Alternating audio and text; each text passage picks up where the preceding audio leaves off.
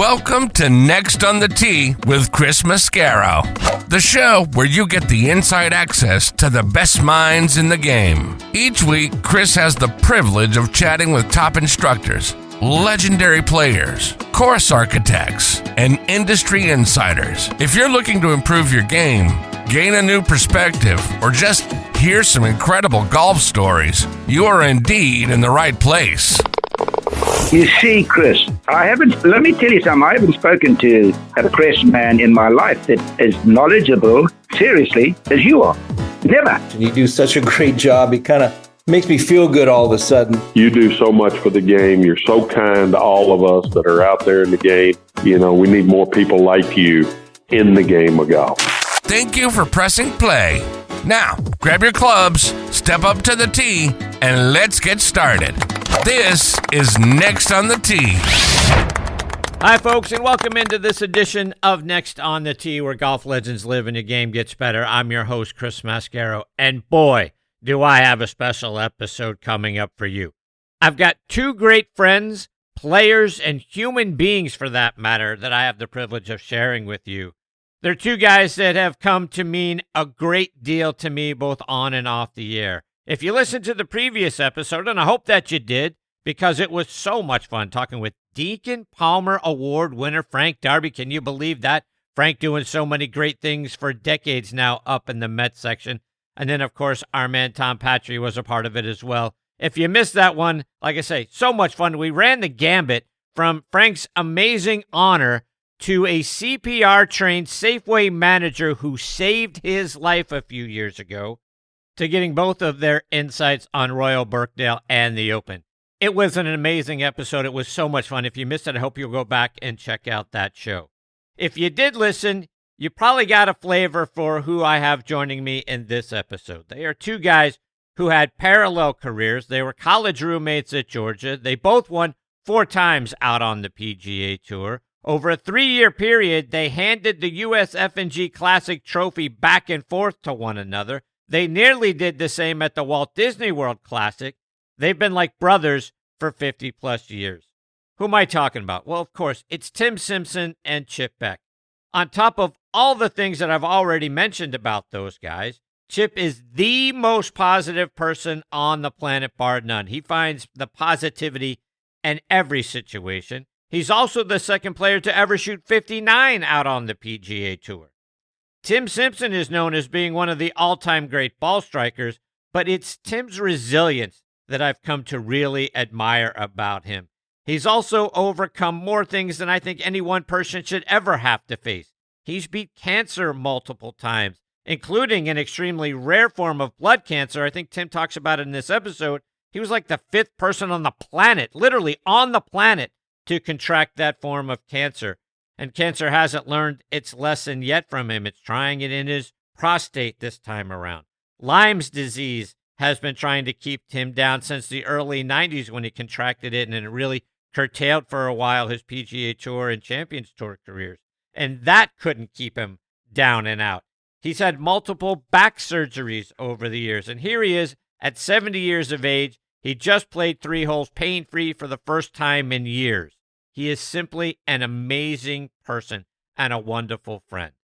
You're about to get a huge dose of positive vibes and vitamin G during this episode, folks. So thank you so much for being here. Thank you for pressing play. You know how much each and every one of you means to me. So sit back, relax, let us take your mind off everything else going on in your life for the next hour or so. Now, like I've been saying in each of the episodes recently, if you would please do me one favor. Please subscribe to the show wherever you happen to be listening to it today. That helps the show grow. It ensures you never miss an episode. It also does a lot for the algorithm for getting this show in front of more wonderful golf enthusiasts just like you. And I'd also love to invite you to my Substack page. It's completely free. You're going to find a lot of exclusive articles, my Did You Know series. You're going to find the Legends series. You're going to get a lot of behind-the-scenes stories and additional golf content. Like I say, it's completely free, plus your weekly dose of vitamin G. All right, let's get this edition of Next on the Tee rolling. Before I bring on my first guest, I want to give you guys something that has just really stuck with me, and it's some products that I have been really impressed with Now, they're local Pittsburgh products, but you can get them anywhere. It doesn't matter. They'll ship them wherever you're at. But two things that I am a huge fan of are hot sauce, and I love spices because I do the majority of the cooking in the house. And there are two companies that just knocked my socks off when I reached out. And look, they're not paying for this ad. This isn't a paid endorsement or anything. I just am so impressed that I want you to know about them and give you an opportunity to try them. And that is Artie's Hot Sauce. Huge fan of hot sauce. That's a big thing for me. Plus Steel City Salt. They have so many wonderful spice blends that I wanted to make you guys aware of them. If you're an enthusiast of either hot sauce or great spices that are going to light up everything that you put them on, I wanted to make you aware of them. I love trying different sauces and finding ones that have the perfect blend between heat and flavor. And a lot of sauces can bring the heat, but they've got no flavor behind it. Now, that is why I've become a huge fan of Artie's Hot Sauce. Artie's has found that sweet spot. His sauces bring plenty of flavor first and then the right amount of kick behind it. Whether you're putting it on wings, taco, burgers, eggs, pizza, or just about anything else, Artie's Hot Sauce makes everything that you have taste better. If you're a fellow hot sauce lover, you've got to go give them a try. You can find them out online at artieshotsauce.com. I also want to give a shout out to the Steel City Salt Company. Their handcrafted spice blends and seasonings are out of this world fantastic. I've become a big fan of several of them, including the Steel City Steak Seasoning, Black and Gold Blend, and their Pittsburgh Pepper Blend.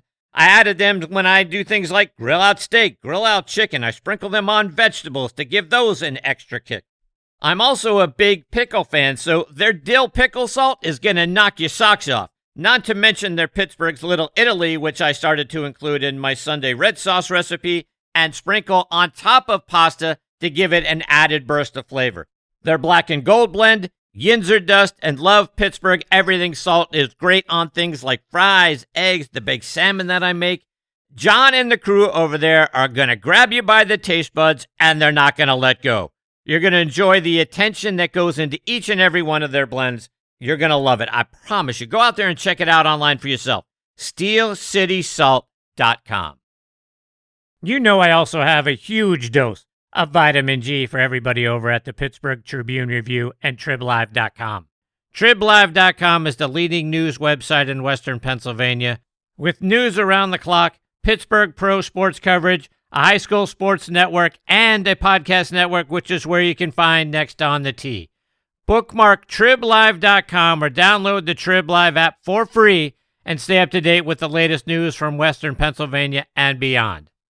I also want to talk about our friends over at the Pittsburgh Brewing Company and Iron City Beer, a brand that I have loved my whole life and started drinking when I was 21 years old, of course.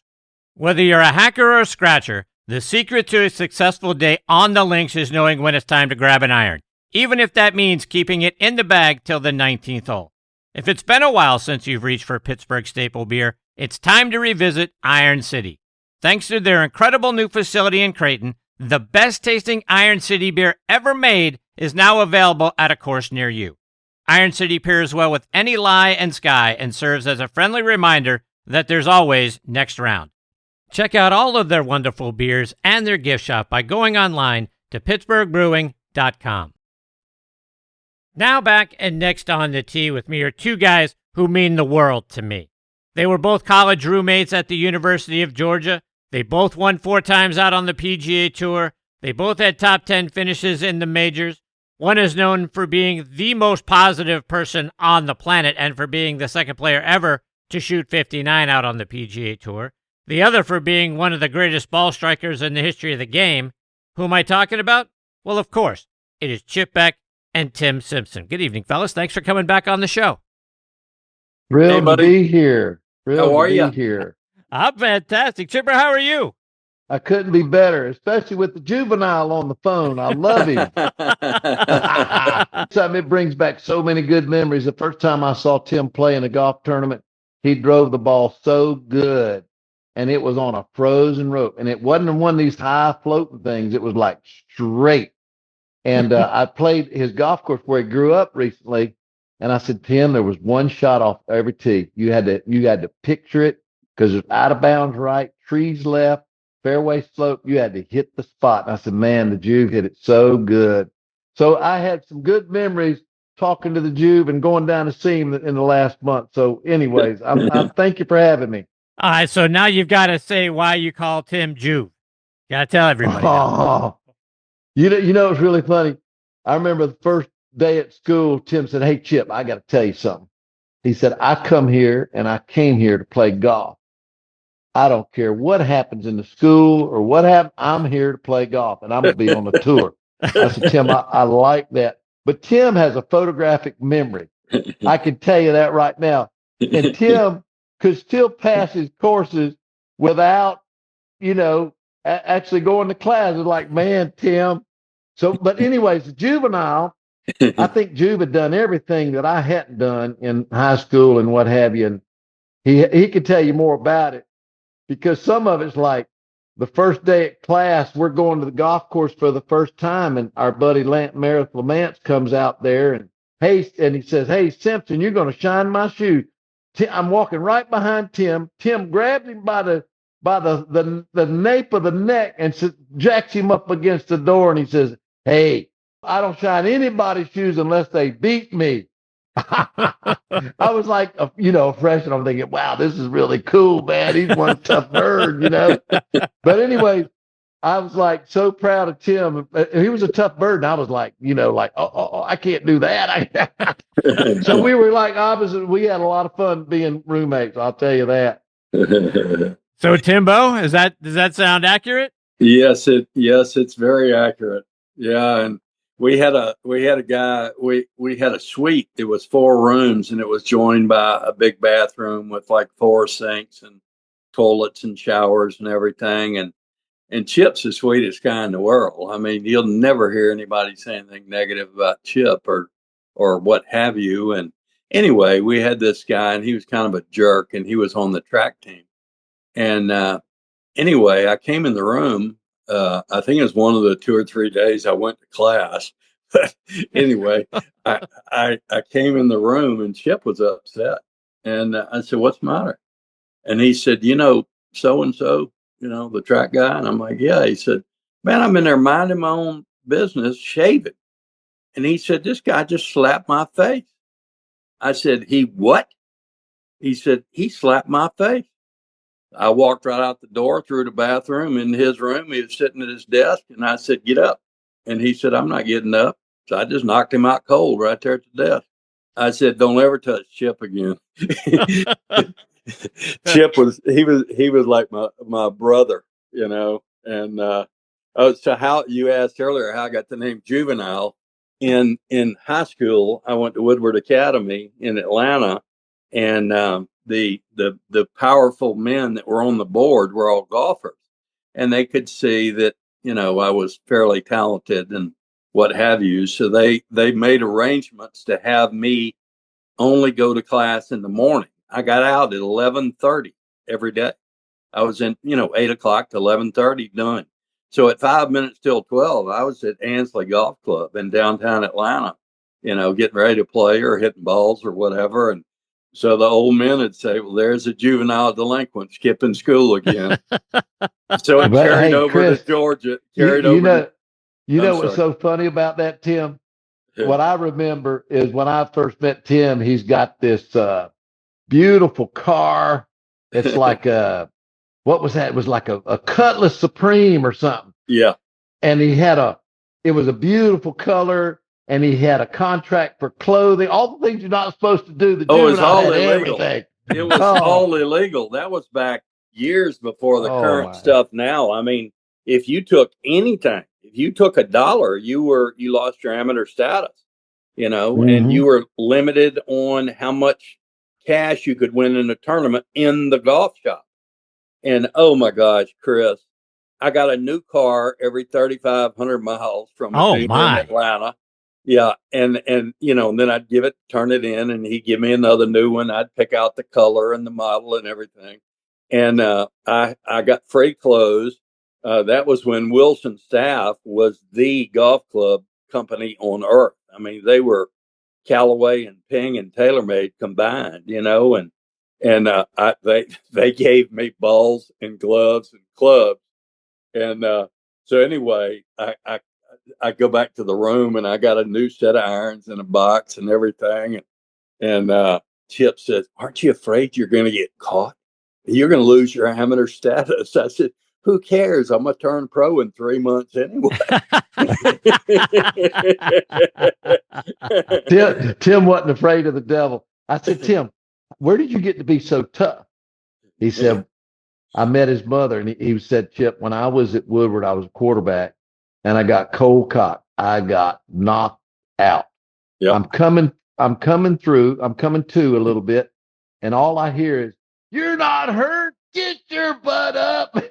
That was his mom. That was his mom. Out of I all said, the "Man." people, out of all the people in the stadium, I can hear my mother, "Get up, get up." Wow. Mother was not about quitting. So let's stay in that area, Tim, because you've talked about how your father was a driving force in your career, always there supporting you, but he also became known as Uncle Jack to everybody else. Talk about his influence. Well, he was he was the most amazing man I've ever known in my life, and Chipper is the second most. And Chip had so much of his qualities, just very, very smart, but a lot of common sense, to him. Plus, they're both devout believers, and they truly live by the golden rule, where they treated other people, the way they wanted to be treated. And he was like everybody's dad, be it on the team or when we got on tour, and nobody called him Mr. Simpson. It was just Uncle Jack. I mean, he was like their second dad, all the guys on tour. And oh my gosh, it was great. And I was able to take him around the world to tournaments, that Chip and I and others played in, that, you'd get a deal in the off season and they'd pay you a big appearance fee and play two first class round trip airfares and hotel and food and all of that. And, my former wife would, she's like, "I don't really care to go." And so I'd say, "Dad, you want to go to England, or you want to go to Switzerland, or you want to go to Japan?" And he's like, "Heck yeah." and we'd have a blast, No doubt. Yeah. Chip, Tim's always been known as one of the all-time great ball strikers. Could you tell there was something special about Tim, even as a young player at UGA? He was like, kind of like Hal Sutton. He played all the sports growing up, quarterback. So he was very strong in his upper body. And boy, he just didn't have to make a lot of movement, and he could hit the ball really straight and really good. So I think just having that great athletic background, and I remember he won this tournament and he beat Vance Hepner, and Vance Hepner won the state open in North Carolina, and I knew he was a really good player. And what was so wonderful about it is, I said, "Tim," I'd never seen a guy hit the ball as straight as Tim hit it that week. And I said, "Man, Tim, you beat Vance Heffner, man. That guy can really play." He won. He walked away with our state open, and we had a lot of good players in North and South Carolina. So, anyways, I've had a great time following Tim, watching Tim. We've had some great times together, but it's real nice to reminisce. I will tell you that. So, thank you. Yeah, Chip, your senior year at UGA, you were named Athlete of the Year. It was the first time a golfer had ever won that award at UGA. And I'm curious for you what that was like. They had a terrible football team. That's what happened. That's what happened. They usually have a really good football team, but that year they didn't win anything. But it was a nice award because all the coaches vote on it. Yeah. So that was a nice thing. But it really is true.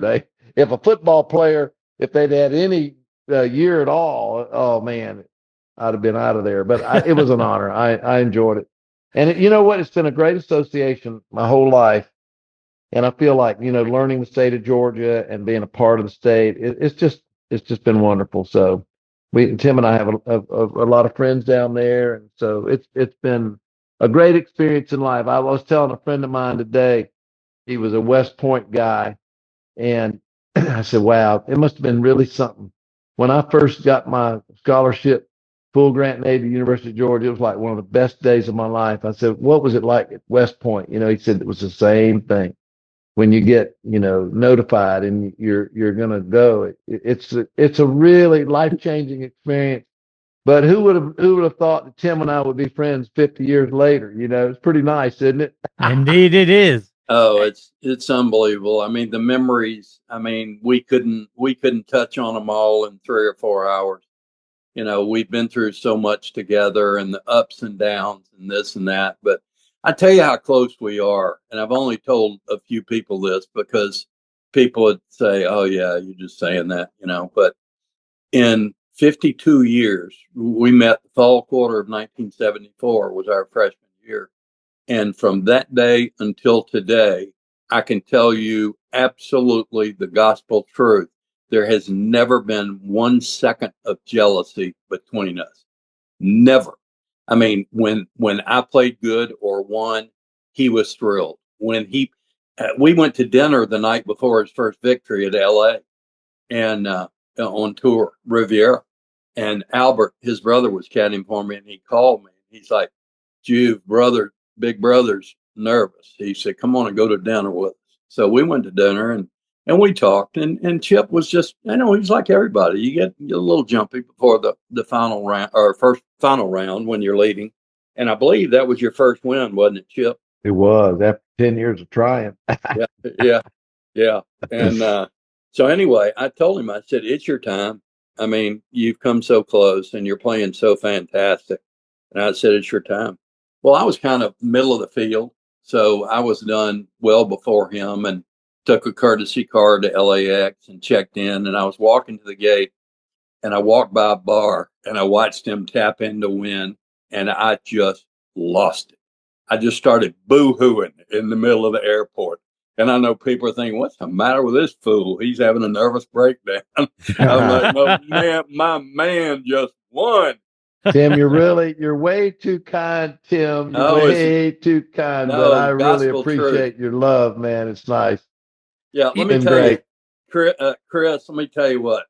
A couple of weeks ago, Chip's in Atlanta visiting one of his daughters, wasn't it, Chipper? Yeah, and our grandson. Yeah, and he shoots me a text. "I'm in Atlanta. I want to come down and take you to breakfast in the morning." He said, "I'll be there at 7." So I texted him back, "Love it." Well, after 52 years, this is the first time Chip has ever been on time. Except for a tea time, 7:00, somewhere between 9 and 11. That dude left Atlanta at 5:40, and he was here exactly at 7. And we had breakfast, and he's like, "What do you want to do?" I said, "Let's go hit a few." And I've been able to hit a few recently. The last month, my back's been acting good. And anyway, we just went up and hit, and he's the same old Chipper. He swings better today than he ever did. He's like Tiger. They both swing better than they ever did. But he grabs my clubs. He grabs my 6-iron, not a sand wedge, not a live wedge, a 6-iron, and takes 2 swings, maybe 3. And I got the video. Didn't I send it to you, Chris? You did. Yeah. You did. And it's unbelievable. I mean, it's like the 10th hole of a tournament, and he's already played 9 holes and practiced for 45 minminutes. I mean, and Tim says, "Chip, if you swung like that when we played, you'd have won a lot more." Yeah, you're right, Tim. Because he said if you were that firm, because I would get long when I played at the top. Yeah. So, anyways, yeah, but you got rid of that. I mean, you played some great golf. Yeah. But it was funny. It was funny, Chris, because what Chip's talking about, he was a little loose at the top when we were in college, and he kind of downcock on the downswing. And this was, this is 40 years before TrackMan and all of those computer things. And so, but you could see, you get Chip in the wind, and that ball would spin. Oh my gosh! Oh, I couldn't play it all in the wind. It started getting in his head, and I mean. We'd walk out of the hotel room at a college tournament, and Chip would say, "Oh no, it's windy. It's blowing 15." Chip was like, "Oh no, Jude, it's going to be a tough day." And that was the one thing growing up in North Carolina, we didn't play in a lot of wind. No, and I mean, I'd go to Phoenix, there'd be, after I qualified, there would be 4 courses, 150 guys each for one spot at each Yep. course. Yep. And the wind's blowing 35 miles an hour. It's like, wow, man, this is amazing. It's hard to, playing Pinnacle Peak. I thought, Wow. man, you think the tour is hard today, but in our day, it took Curtis Strange 4 years to make the tour. Yeah. And Monday qualifying was brutal. Monday qualifying, brutal. It was they had 450 guys trying to get in and 200 played when Tim and I started. Wow. And so, and like Tim, he left and went over and played in Asia. And I remember Tim saying that, Chip, I had $10,000 in my pocket going to the airport. I played in Bangladesh. I had the runs all week. I got dysentery so bad I thought I was going to die. And he said, I thought I was going to get killed going to the airport. That's the kind of stuff that people dealt with when they didn't make the top 25 on the qualifying for the tour. Wow. And then you had I didn't even make a cut until I qualified until July of my first year. And I finished second in the tour school. And I got up there and I finished like 14th and made under $1,500. And what was interesting, I played 9 events, made 3 cuts, and I made like just under $7,500 or something like that. I missed really keeping my card by like $100. And I'm telling you, it's like I went back and qualified it. I finished second again. And then I'd learned the golf courses, and my career, I started, I made 12 events, and then I made, 8 cuts. So you start making a little money. But you had to really learn the courses because you had guys that were playing those courses and qualifying. You had the guys in California that were the club pros, and you come to Florida, you have all the club pros. So it was definitely harder to play the tour in our day. There's no question about it. That's why Curtis Strange took him 4 years to make the tour, but once he made it, he made more money than anybody in the 80s because he was tough competitor. I'll tell you something else along that line too, Chris. What Chipper's talking about is we were at an unfair advantage or disadvantage if we were a Monday qualifier because you missed a cut and you had to figure out how to get from Tucson to Pebble Beach, on Saturday and try to play a practice round on Sunday and then tee it up on Monday. Well, it was the top 60 back then were exempt. And so when Chip and I made a Monday qualifier and got in the tournament, we had to play 2 separate tournaments, not counting the Monday qualifier. We had to try to make the cut. So we had to kind of play it close to the vest. And then once you made the cut, well, you can let it all hang out for the last 2 days. But unfortunately, I can't speak for Chipper, but for me, so many times I'd make the cut. I was good at making cuts. I was a terrible Monday qualifier. But you'd make the cut, but, you're 8 or 10 shots back of Stadler or Tom Watson or whoever.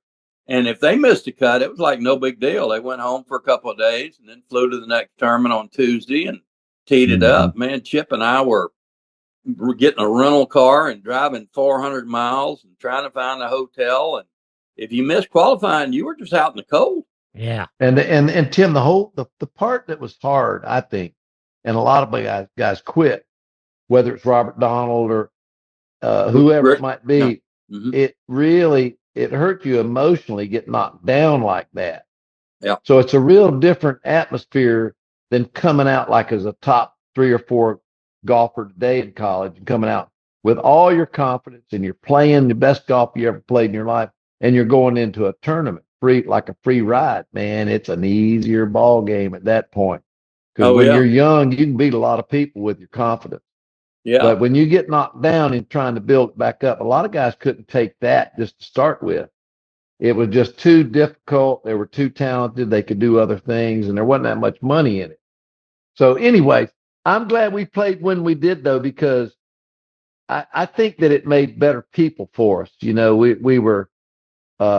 We appreciated when we did have success. And I was always thankful when things started going my way. Whereas a lot of times today, the kids are so successful, they make so much money so early. Even Bob Rotella was telling me, he said there are a lot more family problems out there today. And because early success is very difficult to handle in any area of life, no matter what you're doing for a living. But So especially in America. I'm glad we were where we were, Tim. I think we had a good time in life. And fortunately for Tim and I, we caught that tour pension fund that really helped us.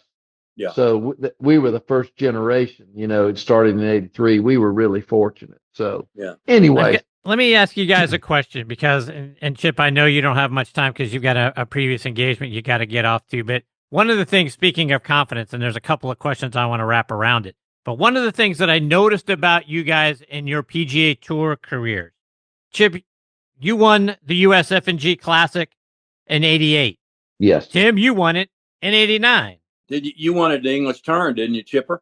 I won it both places. I won it English Turn after you won it. Yeah, you won it in '90. I won it in '89. I won at Lakewood. I won didn't realize the last year we played at Lakewood. I didn't remember that. I'll be darned. Yeah, and then you won it right out of the box first at Lakewood. I mean, at the English Turn, which was a really good golf course. Very and nice. then the next year, I won. Yeah, so you guys were essentially handing the title back and forth to one another. So we were Southerners. We knew what it was to play on Bermuda grass, and it was a pretty well-defined golf course. So you had to be a pretty good ball striker to play well at English Turn. I actually like the golf course a lot. Oh, it's a good course. So but Timmy could play, man. Don't think he couldn't. Hey, Chris, we were handing the trophies back and forth, but we both handed the paychecks to an ex-wife. We did have a little sadness that way, didn't we? Yeah, we sure did. But you guys also had mutual success at the Disney World Classic. I know, Chip, you lost in a playoff there, but Timbo, you won that a couple of times. So it's interesting to me, the parallels. The USF&G Classic, you guys are handing the title to one another. You go to the Disney World Classic and you guys are coming close to winning there. It's interesting how you guys, did you push each other? Did it give you more confidence if you saw the other guy playing well there? How did that work out? No, I think Chip just alluded to it correctly as far as I'm concerned, is that, Chip grew up in Fayetteville, North Carolina, me obviously in Atlanta, and we both grew up on Bermuda. And guys that knew how to read Bermuda, they dominated. You look at Ben Crenshaw, Tom Kite, Andy Bean, Gary Koch. 90% of their tournaments they won was on Bermuda. And then I think, Chris, I mentioned this to you a couple of weeks ago when we chatted. It's the same way on the West Coast with Poa annua. You look at Chip will tell you, you can miss it from a foot in Poa annua. And the guys that could read it, it was crazy. Like Mark O'Meara. O'Meara was unbelievable, wasn't he? He won 4 Pebble Beaches. John Cook won a couple. Tiger. Look at what they've won at San Diego, LA, and Pebble Beach. It was like everybody else was playing for second. So I think it's a comfort zone. And then plus, I think Chipper will agree with me. There's a lot to that old adage of horses for courses. There were courses, it didn't matter how bad I was playing. When I landed in that city, I knew I had a top 10. If I made anything, it was going to be top 4. The course is set up to your eye. You've had success there in the past. Wouldn't you agree, Chipper? Without a doubt. And it really makes a huge difference because of the confidence level. Like when I would go to Harbor Town in South Carolina, I love that golf course because small greens. Yep. You had to drive the ball well and you had to chip and putt well. So you definitely, I don't think I ever missed a cut at Harbor Town until I was in my mid 40s because I just loved it, Yeah. And you know, it's funny you say that, Chip. There again is our closeness, Chris. That's 100% my favorite course on the PGA Tour of our era. Is that right? Wow. Yeah, absolutely. That's amazing. And Tiger hated it, didn't he? Well, yeah, because look how straight you and I hit it, and Tiger couldn't hit the Pacific Ocean with a driver. He didn't have the unfair advantage of being able to hit the ball, blast it way down there. He had out of bounds on both sides, rough, and hazards all in play. That's why Davis Love. I mean, he did the 1 iron 275, and I'd hit my driver with him. Yeah. But we're hitting the same type shots into the greens until the par fives. They dominate. That's what really wins golf tournaments. When I won the Varden, I think I outplayed everybody on the par fives that year. And I remember when Tiger won the Varden first time, he outplayed everybody by like 125 shots. Par Wow. fives is where it happens. Oh, without a doubt. Yeah. Without a doubt. Before, But I will tell you this, Chris, and I think this is good for all the amateurs to understand. And I've mentioned it to you before, and I know Chip will agree with me. But anybody you see on television at a PGA Tour event or an LPGA Tour event on the weekend is running the table with the putter. yeah, There are, Chip or me or you are hitting it better, but we're 6 shots back because we're hanging it on the lip or lipping out. That's one thing that has never changed in professional golf is the putter is the great equalizer.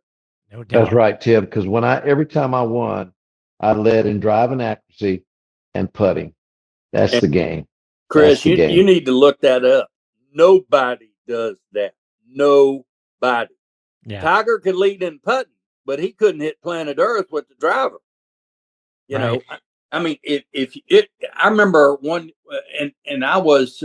remember when I won the greens in regulation title one year, I was like 30th in putting, and I think I finished like 8th on the money list. You get those combinations like Chip. I mean, greens in regulation and putting. That's you've hit the lottery. Oh yeah. Oh yeah. Yeah. Tim, I am so glad I'm turning 70 in September, and I'm at Bobolink in Chicago. I'm having dinner with some good friends and clients, and I tell you what, there's nothing better in life than having a long history of golf with good friends. Is there? No, and I was talking to Jeff Groh with the PGA Tour yesterday, and he's fixing to head up to see his dad. You remember Gary Groh was pro there for 40 years and a heck of a player when we were young. Well, he won Hawaii. He was a great guy too. And Jeff is a real asset to our he manages a lot of our he's great with our pension funds and all. So he's been great. Absolutely. But I'm gonna go eat some dinner, Tim. I hate to call short on you, but I'm having a nice glass of Camus wine and I'm relaxing. And I've got my good Georgia buddy Arlie Gunther, and we're having a great time together. So I appreciate you letting me slip out a little bit early. Chipper, you take care. I love you, and you're solid gold in my book, and you always will be. Thank you, Chip. Here. I appreciate you so much. God bless you now. See you, Chip. Thank you. Bye-bye. Tim, continue on with some of the things that you guys being so close for all of these years. And I certainly don't want you to name any names, but I know that there was a time in Chip's career where he started to struggle a little bit. There was some down years for him, and people, especially in the media, aren't always kind when a guy starts to go the opposite direction and has some struggles. Some people, for whatever reason, like to kick people when they're down. And you ran across something like that really got under your skin. Chip had changed teachers, but he had changed club manufacturers. And the company that he went with was a great club in the 70s and 80s, Powerbuilt. And then they decided to take a left turn and start producing Walmart type, Kmart type clubs. And between that and Chip changing teachers and changing his swing, it was a dark rabbit hole that he went down. And anyway, he'd gone from 2-time Ryder Cupper and shot 59, won the Varden Trophy, finished second in the Masters, second in the U.S. Open. I mean, Chip was fantastic. And he went, Chris, I may be wrong, but I want to say almost 2 years without making a cut. And CBS started the Chip Beck watch, and they'd say, well, here he is. And they'd show highlights, or the truth of the matter is low lights of him missing another cut. So anyway, I ran into Gary somewhere, and I said, "Come here, I want to talk to you for a minute." I made sure there was nobody around, and I had a little talk with him, and told him, "Don't ever do that again." And it was fortunate he listened, so he didn't get his jaw broke. I'm just so blessed to have Chip, and he says the same thing about me. I mean, we're like brothers, and as you know all too well, I've had some health difficulties the last 2.5 years, and I was telling Chip a few months ago on the phone, I'm like, "Chipper, listen," I said, "I want you to give the eulogy at my funeral when I die." I said, "It's not that I'm planning on dying anytime soon, but I said, you're like the bionic man. You're going to be alive in 50 years, And he's like, "Tim, Uncle Jack lived to be 99, your mama 97, your grandmother 2 weeks shy of 103. You're going to give the eulogy at my funeral." That's Mr. Positivity, Chip. I'll tell you something about Chip, too. I have never known another player on this earth in 63 years of playing this game that made more long putts than Chip. Chip was subject to make it from 50 feet any time. Is that right? Oh, my gosh. Could he roll it? I'm talking about on a gravel road, he could roll it. Yeah. Chip was just very well-rounded game. I wasn't the greatest putter, but they had to make excuses for why I didn't win 10 times a year with the way I hit it. So, it's like, well, best ball striker in the world, he can't putt. Well, I could putt. I hit it so good that it made the putting look mediocre. And you look at the greatest putters in history other than Tiger and Jack, and most of them weren't good ball strikers. I mean, the Lauren Roberts and the Brad Faxons and the Ben Crenshaws, they struggled tee to green. Ben was better than the other two, but, it's like they grew up getting it up and down from everywhere, So it was like, man, I hit a hook. I was ready to slip my wrist. They're like, "Oh, my God, it's not out of bounds. I can make par." And we'll be right back. In golf, fast isn't a nice to have, fast is a necessity, and speed off the tee is where it all starts. That was precisely the thinking behind the all-new QI4D family of drivers from TaylorMade, our fastest, most fittable drivers. Built to meet the demands of the world's best players like Scottie Scheffler, Rory McIlroy, Nelly Korda, and the rest of Team TaylorMade. The QI4D lineup was engineered to unlock the 4 dimensions of speed, starting with a multi-material driver head with enhanced aerodynamic shaping, combined with a faster face and our revolutionary React shaft system. The TaylorMade QI4D drivers are ready to extract every bit of speed from every golfer's unique swing profile. Our industry-leading adjustability and fitting unlocks it all. Watch the full story of QI4D, our quest to build the fastest, most fittable drivers, and unlock your newfound speed at TaylorMadeGolf.com/findingfast. You guys know what a fan I am of On Point Golf. Folks, get the #1 ball marker in the game of golf. On Point is the only 3-dimensional ball marker with alignment technology and a removable coin. It is approved for use according to the rules of golf as defined by the USGA and the R&A. As we all know, putting is all about line and pace. Mark your ball with On Point, engage with your 3-dimensional ball marker, and have more confidence in your line, execute the putt, and lower your scores. Folks, with the likes of Jim Furyk, PGA professionals and amateurs alike out there using them now, it's the #1 ball marker in golf that actually helps you lower your scores. Go online to onpointgolf.us, read about the science behind it, then put one in your bag and make more putts. I feel like it's the 15th club in my bag. It's helped my game. Why wouldn't you let On Point help yours as well? Again, onpointgolf.us. Check them out and get one in your bag today. PGA Tour Superstore pros aren't born. They're made. Every January, hundreds of associates talk to the top manufacturers, learn about the latest clubs, test the newest equipment, logged thousands of hours of training. And together, hit over 100,000 balls. All so they can get you the perfect fit.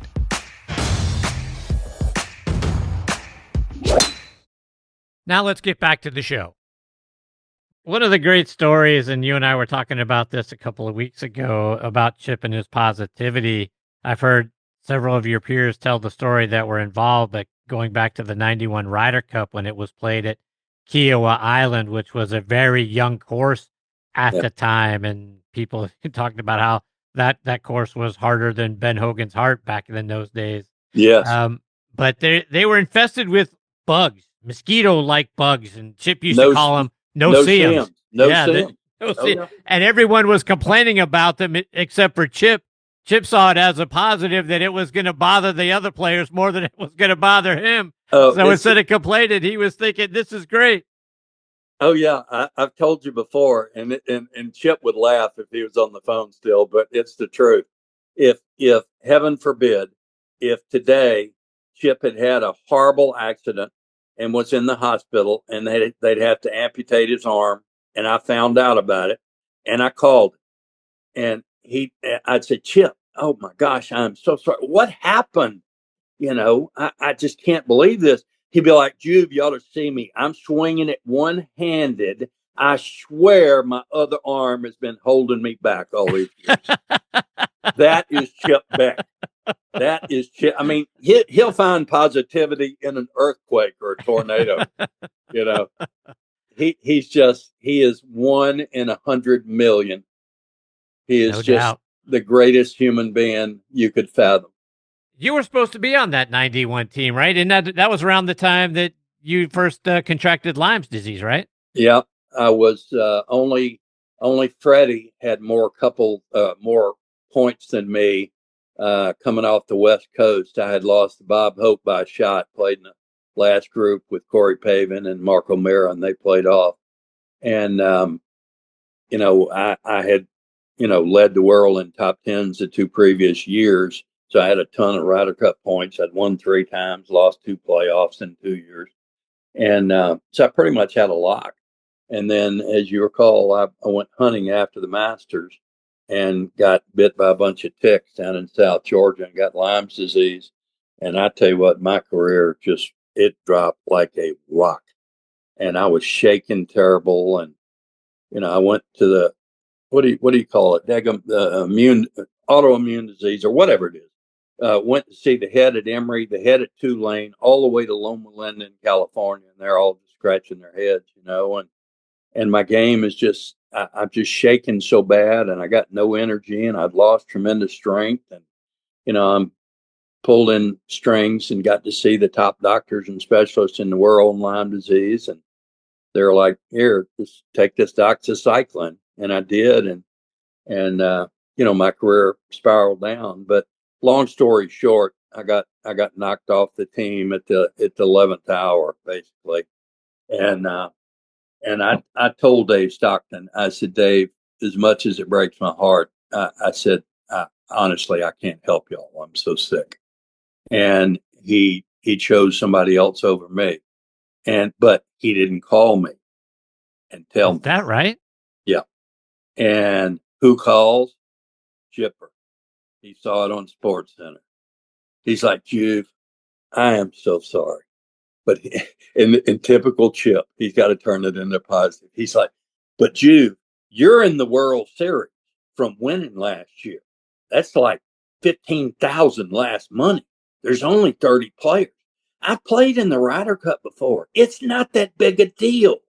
The media makes it out. He said, I'd much rather be in the World Series of golf. That's Chipper. I swear he turns everything into a positive. But, it broke my heart. But, these things happen to us in life. And, you get up and shower and have your coffee and go to work the next day.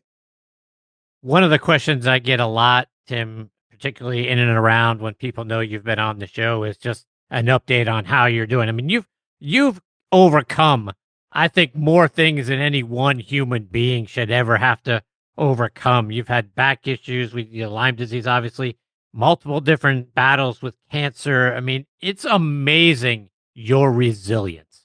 Oh, thank you. Well, it's funny because I just had my trust and will redrawn and I signed it last Friday. And so we get to the part about, do you want to be an organ donor? And I'm like, other than my heart, I don't think anybody wants anything. I mean, my gosh, from 3 back surgeries, spinal fusion in my neck, brain surgery, triple hernia surgery, and then, 2.5 years ago, not expected to live, where I went into total kidney failure from COVID and developed one of the rarest blood cancers in the world. I was the 5th person in the world to get it. And I spent 16 days mostly unconscious in Athens at the hospital. And I've had 4 doctors now, Chris, tell me that there is no medical explanation of how I'm alive.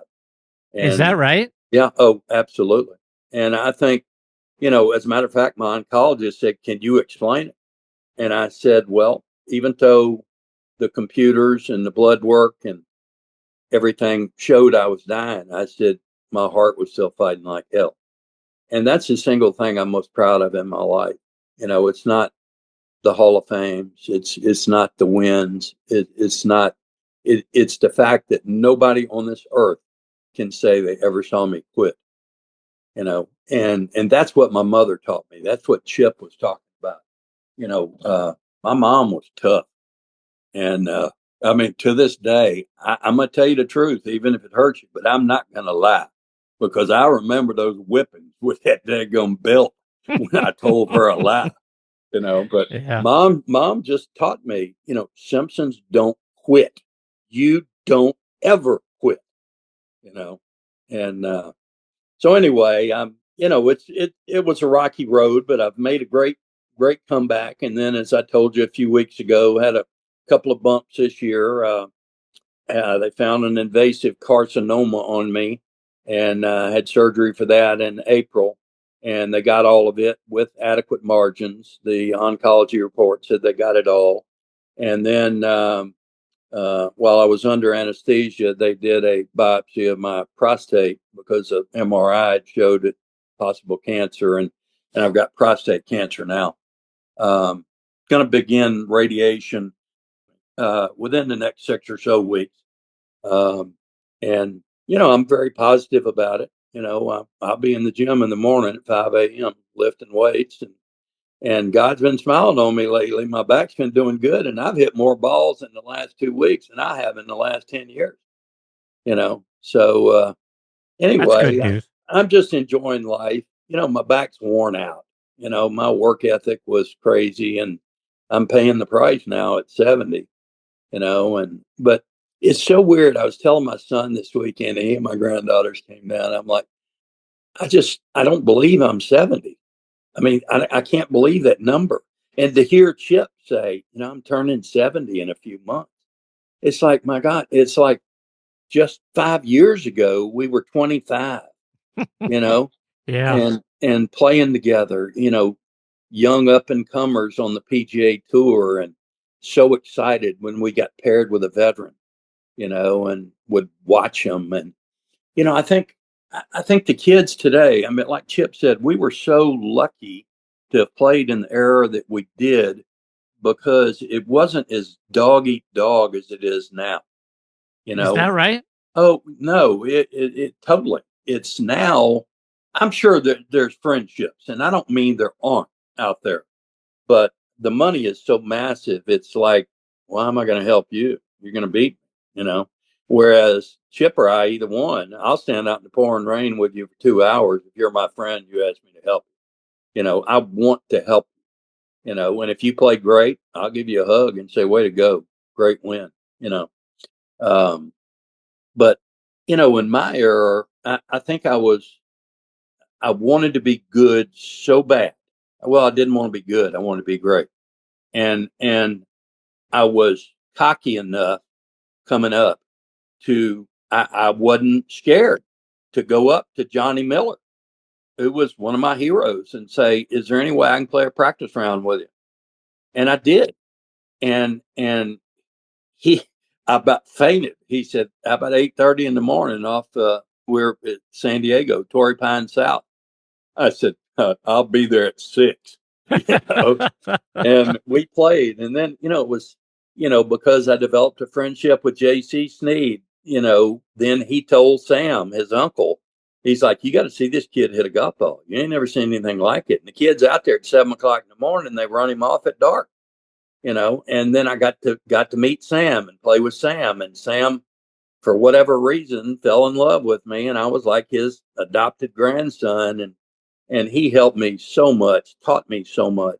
And then other legends of the game, it was a time where I could go up and ask Arnold Palmer, Arnold, when this happened, how did you come back, or what did you work on, and they were just so open, it was almost like they were flattered that you asked how they overcame something or how they were successful.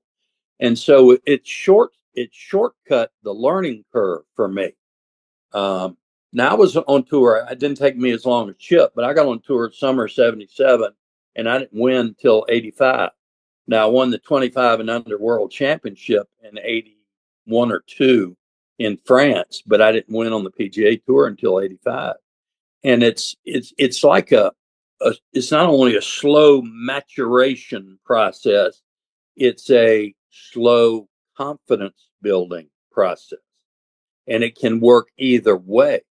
Like, what's the girl's name on the LPGA that broke all Tiger's records at Stanford, won 3 NCAAs in a row? Yeah, now that you're asking me her name, I'm blanking on it. But I know who you're talking about. Yeah, it's not Danielle Yang, but no. But anyway, and she comes on the LPGA and wins her first tournament, like Ben Crenshaw did, and then shortly thereafter started figuring out, well, you know what? It's not as easy as I thought it was. And you know what? I watch the LPGA all the time, and I never see her on TV. So I think it can work for you or against you. Of slowly building your confidence or realizing, I was All-American, I was NCAA champion, but there's a whole lot of people out here that can whip me. Mm-hmm. Yeah. I think you got to be mentally tough. And I think Chip would tell you that's always been one of my fortes. And I think obviously I was always very strong-minded, but I think 43 years ago, getting introduced to Bob Rotella changed my life, Wow. and he taught me how to get out of my own way and to relax and let the true talent come through on the golf course. Well, the fact that you have overcome so much in your life, and, I think people that would otherwise have gone through all of the things you've gone through and to come this far and then to get the prostate cancer diagnosis on top of that, your strong mind, I know you have a strong faith, and your level of positivity. We talk about how positive Chip is, but the fact that you are not going to let anything beat you, and the lesson your mom told you about, not quitting. Nope. That has driven you through so many things that I think a lot of other people would have succumbed to. Well, I appreciate that, and it's all I know, Chris. It's all I've done. It's like at 7 years old, I severed my left thumb, and I have like maybe 50% usage of it. It won't bend down. And how you go from having a crippled thumb to being one of the all-time great ball strikers. It's like the story about, a child that's been blind from birth doesn't know anything any different, and it's like I just learned to set the club differently than everybody else because the tendon that I cut in two that attached my thumb to my wrist, it grew back shorter. And so I just figured it out. And it's just, in other words, it wasn't a negative. It's like, I'll figure it out, and Amazing. you just don't give up. You just work and work and work. And all of a sudden, the rainbow appears and, and the world gets happy, but I got to share something with your viewers that, amateurs, I don't think, understand. And Chipper would back this up. Any tour player you talk to would back this up. On the PGA Tour, and I would venture to say the LPGA Tour, the majority of us are not happy with our games 97% of the time. And here's where I'm going with this. It's like you are rolling the rock.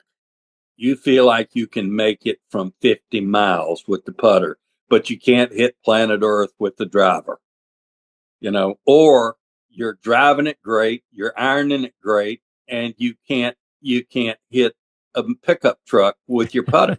Yeah. And it's like you see it every week, every year on the PGA Tour and the LPGA. It's like, so and so's missed 8 straight cuts, this and that. Boom, they win. And then the next week, boom, they win or finish second. And then 3 weeks later, they can't sniff making a cut. It's like, it's like, oh, I'm back putting like a dog again, or I'm driving it, terrible. So, it's that constant working for those fleeting moments, and when you do play good, you need to play damn good. You really need to roll that rock and win, especially as much money as they're playing for now. But no, Chip and I've been so blessed. It's been such an incredible game, and the knowledge that veterans like ourselves have, you can't buy it, and TrackMan can't teach it. Yeah. We've lived it, which somebody asked me the other day. He said, "How would you define course management?" And I said, it's quite simple. It's just learning to save strokes with your mind. Even though, I was a great ball striker, Chip was a great ball striker, amateurs incorrectly think we shoot at every pin. That's far from the truth. We're shooting 15 feet left, 12 feet right, and because we're playing the percentages. I know I'm going to be 50% maybe from 12 feet, but if I short my side myself and make bogey, well, I just cut my throat. And that's part of maturation and learning course management and the true greats. I mean, one of the greatest I ever recall, other than Jack, of course, was Hale Irwin. Hale Irwin was not going to make a mental mistake. Is that right? Oh, he was General Patton on course management. Oh, he was astounding. How so? He just never made a mistake. I mean, he knew he could hit that little butter cut, and he could do it 100 out of 100 times. And he was like, Trevino was the same way. If the pin is on the left and you're a cutter, you're not going to sling it out left of the green and try to get it to that back left pin. You're going to start at 5 feet right of the pin and let it finish in the middle of the green. You're going to take your 2-putt, maybe make it from 15, 20 feet, and you're going to go to the next hole. And you're going to get paired with some young dummy that says, I'm going at that pin. And he short sides himself and makes bogey. Well, players like Hale Irwin, they got you by the throat. It's over.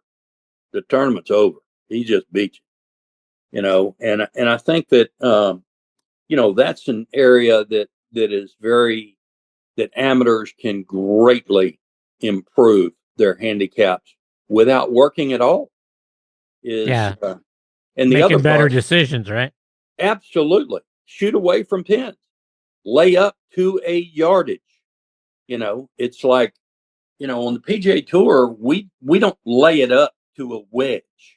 I lay it up to, say, 88 yards, whatever my full sand wedge is, or L wedge, and that's just the way it is. Everybody out there is doing the same thing, and we control our distances so well. I was talking with Chuck Little, a longtime pro over at Cuskawilla today. I was over hitting balls with him, and we were talking about that very thing. Amateurs are like, what do you hit 7-iron? Oh, 150, 160. Well, there's not a player on the PGA Tour, or me or Chip, that wouldn't say 154 or 166. That's our normal. I mean, I knew my yardages 100% of the time within 2 yards. Is that right? Oh, absolutely. That's 6 feet. I like my chances from there. Wow. You know, it's just, but Byron Nelson taught me that. See, I was blessed because once I befriended Sam, Sam told Byron, unbeknownst to me, Byron told me the story later at his tournament, the Byron Nelson Classic. Sam told him, you got to watch this kid hit a golf ball. You ain't never seen nothing like it. So I show up to Byron Nelson and he's like, Timmy, I'm Byron Nelson. I said, man, you're my hero. I said, I can quote your book verbatim. That's how I learned to play golf. And he's like, really? He said, Sam told me he ain't never seen nothing like you. I want to watch you hit balls. I said, all right, I'm headed out there now.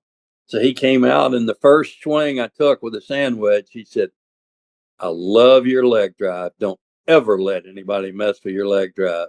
And he insisted, Chris, that you called him Byron. Is that right? He would look at you with those steel blue eyes and say, Chris, it's Byron. He didn't go for Mr. Nelson. And then so I turned to him and I said, you ought to, Byron. I said, I copied yours, and that was the secret to my straightness, was I kept the club going down the line so much longer than everybody else. In Golf Digest, they told me that in 1990 when they filmed all of us at now what's called the Players. We used to call it the TPC. And they put a note in our locker and asked, would we come over? And computers had just become fashionable, and they wanted to gather some data. And so after it was over with, the next week, they contacted me and they said there were two things that stuck out. That number one, nobody in the world was remotely in your league of keeping the club going down the line as long as you did.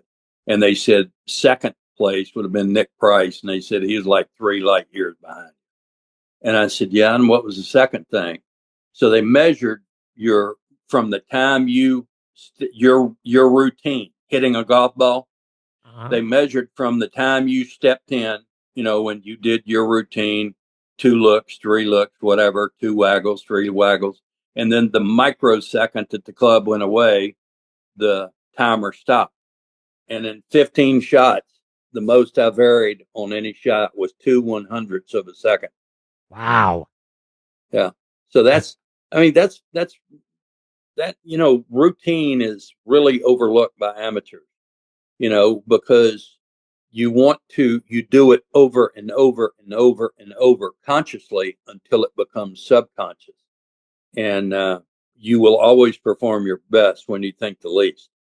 There's a term for it in Japan. It's called mushin, and it means without thought. And it's like a simple analogy I give. It's like I read a few years ago. When was the last time you missed your mouth with a fork?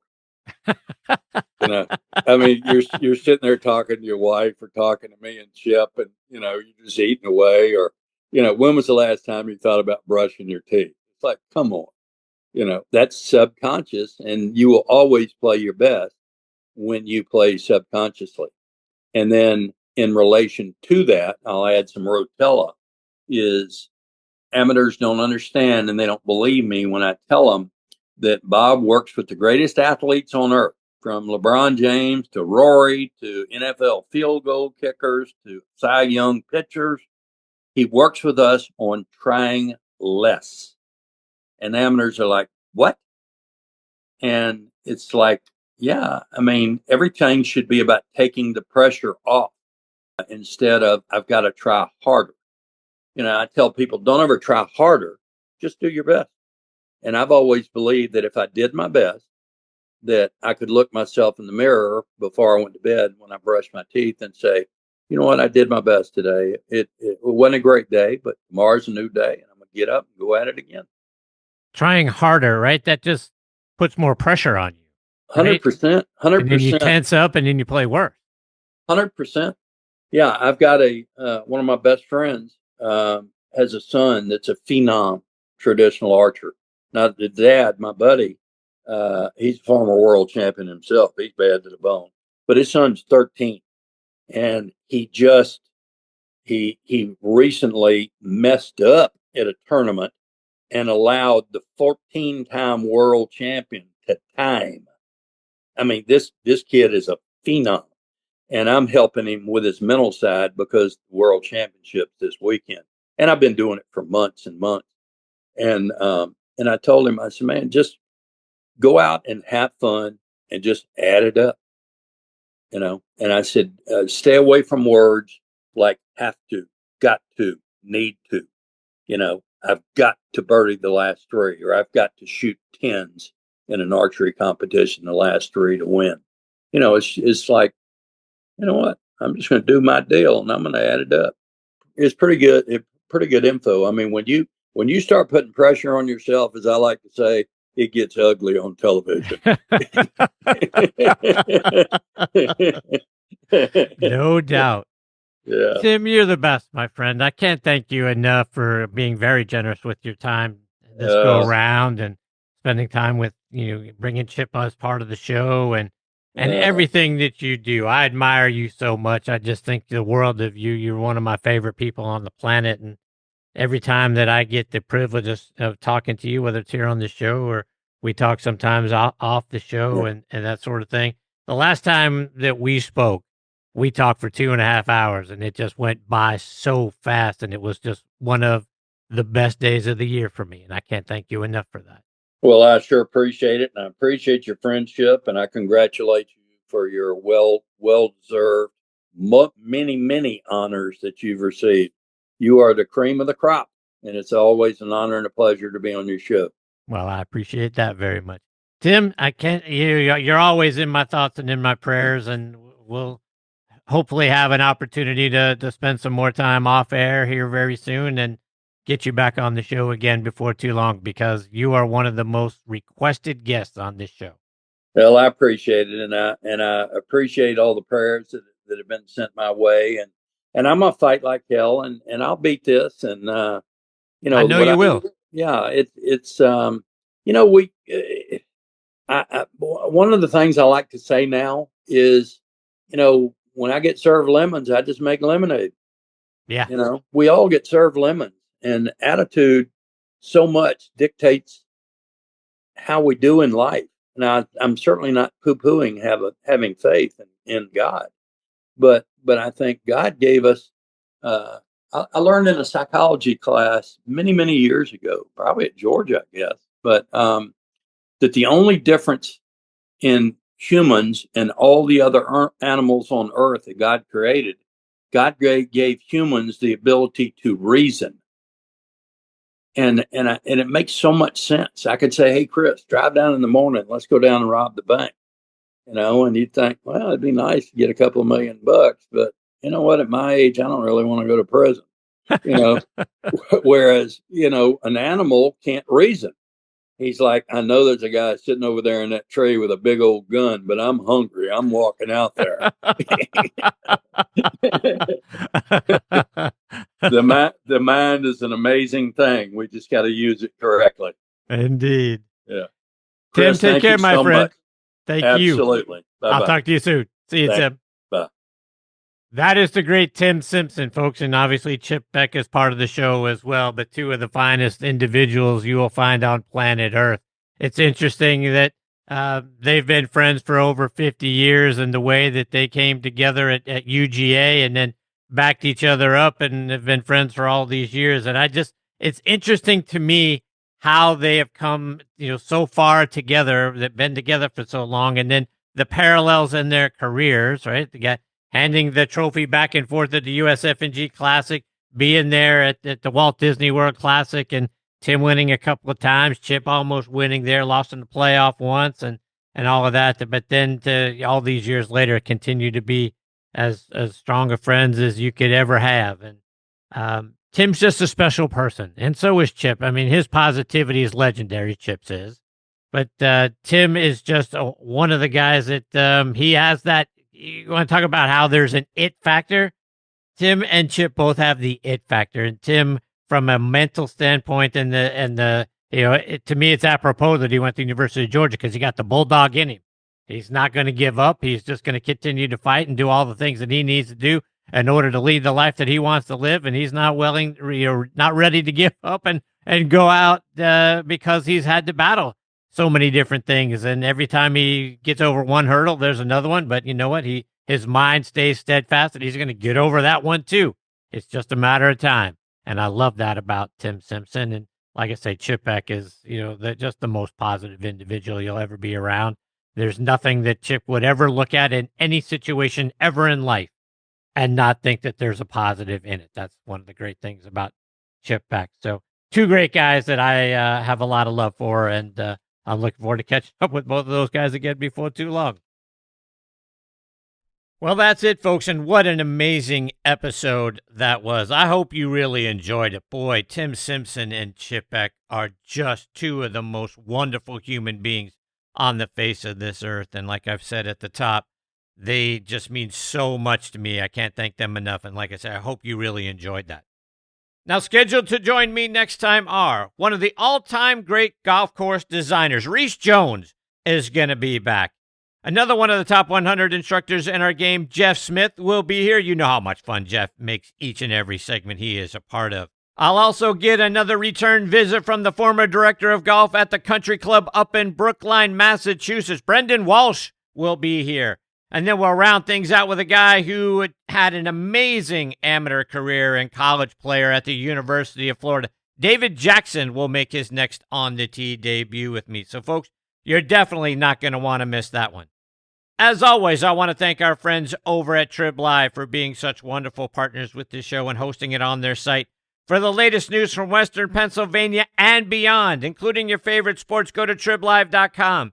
You can find this show by then clicking on the Sports Section tab, and there on the homepage of the Sports Section is going to be the most recent episode of the show. Or you can type in podcast.triblive.com, click on Next on the Tee, and many of the most recent episodes from this season are available for you there as well. But as you guys know, you can find the show pretty much anywhere you get your podcast content. We're out there on Apple Podcasts, Spotify, Amazon Music, Good Pods, and golfnewsnet.com as well. And like I said at the top, I really invite you, and I hope you'll join me over on Substack. Got some great articles on there for you. I've got the Did You Know series. I've got the Legends Vault series available for you there as well. So, folks, I can't thank you enough. You guys deserve a huge dose of vitamin G for being the greatest supporters in the history of podcasts, barring none. I appreciate each and every one of you so very much.